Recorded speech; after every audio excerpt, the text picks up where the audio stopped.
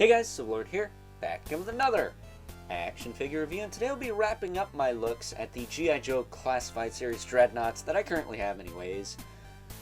There's a 50-50 chance a review of Road Pig could go up tomorrow, but I wouldn't hold your breath because money doesn't grow on trees.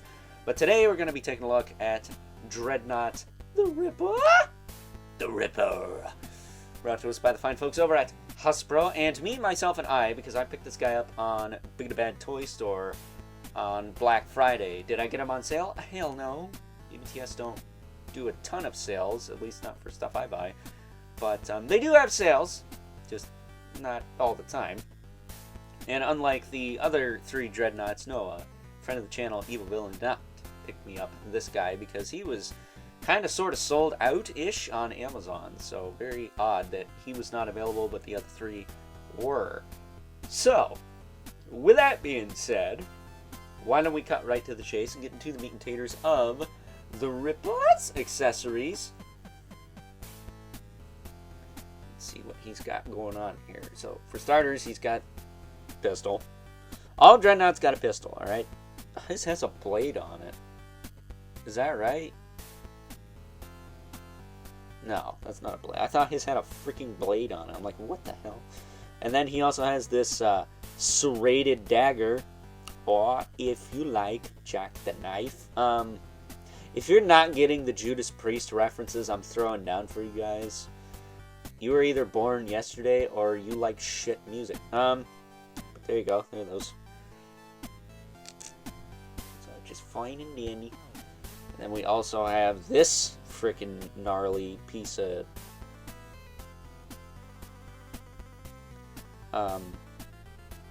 I just had a brain fart, forgot the word. I guess that's what I get for being a smartass. I do think I'm pretty smuck and fart sometimes, but not in this instance. Hardware, a gnarly piece of hardware because he's got the blade on it with some schmutz. Oh, that's lovely. It does have a removable clip. Really, I just don't. Why do we need this? Like, the last time I had a removable clip was Naugahyde, and guess what? It didn't freaking stay in the gun. This time I have a removable clip, and guess what? It doesn't really want to stay in the gun. It's kind of loose, and I'm a little worried about losing that freaking thing. So we're going to set this aside, because now we got an even gnarlier piece of hardware, his Jaws of Life. So you can rip stuff apart, I guess. It does open. Oh, that's cool. You move one, the other one moves. I didn't notice that. And then the handle does move up here. This is a big chunk of plastic, too. Like, this is a big arse accessory. This is not some small little thing. This hose is hard plastic, so push on this. Oh, actually, I guess it's softer, but still don't push on it. You don't want to snap it off, but yeah, definitely going to display him with this thing because it looks freaking sick. Yeah, his Jaws of Life. It looks like he's got an exhaust port on the back, but I don't know if you can put anything in there. But that's all of the Ripper's accessories, other than his sunglasses, which, unlike What's-His-Nuts from yesterday, the buzzer, his actually stay on his head worth of shit. So I don't feel the need to heat these and all that good stuff. They do stay on, like, just fine. So I'm just going to leave that alone. He does have, like, a teardrop tattoo, which I always thought that was kind of stupid. Who's that? Post Malone's got one of those. Like, that doesn't make you look tough. That makes you look like a bitch, but whatever. He does have, as far as articulation goes, his head will rotate, look up and down, tilt a little bit. I don't know if he's got, like, a neck joint or what.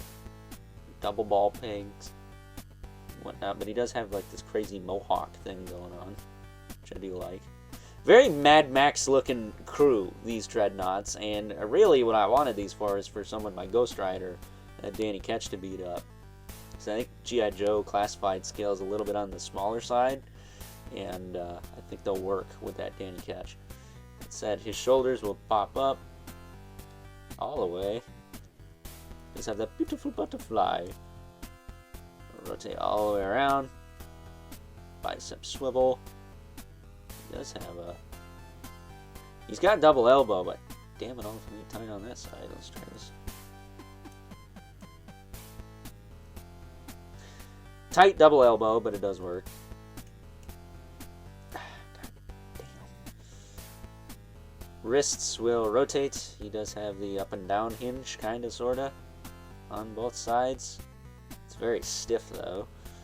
He does have the ab crunch. Woo! Careful, don't lose the sunglasses. Ab crunch moves back and forth. Look at that! It's not freaking floppy loose.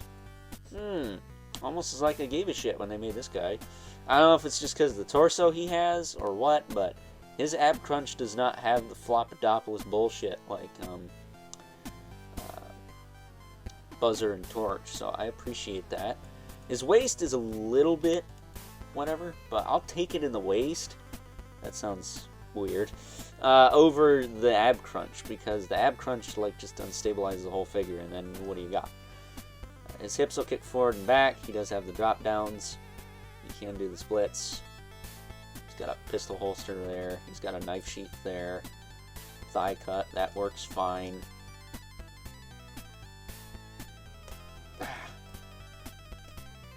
Double knee that freaking sucks to move.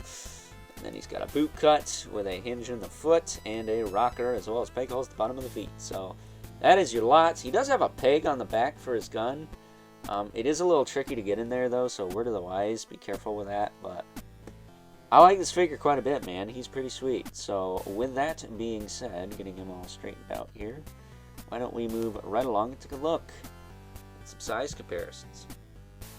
First up, here is the Ripper.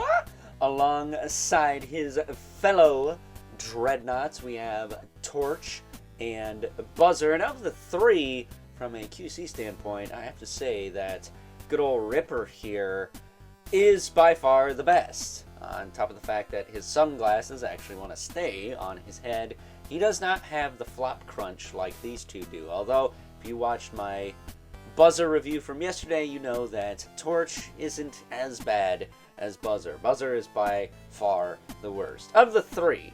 Now, I may have just gotten lucky with Ripper here, but at any rate, get these two out of the way. It is nice to have the three classic Dreadnoughts finally, though, despite their shortcomings.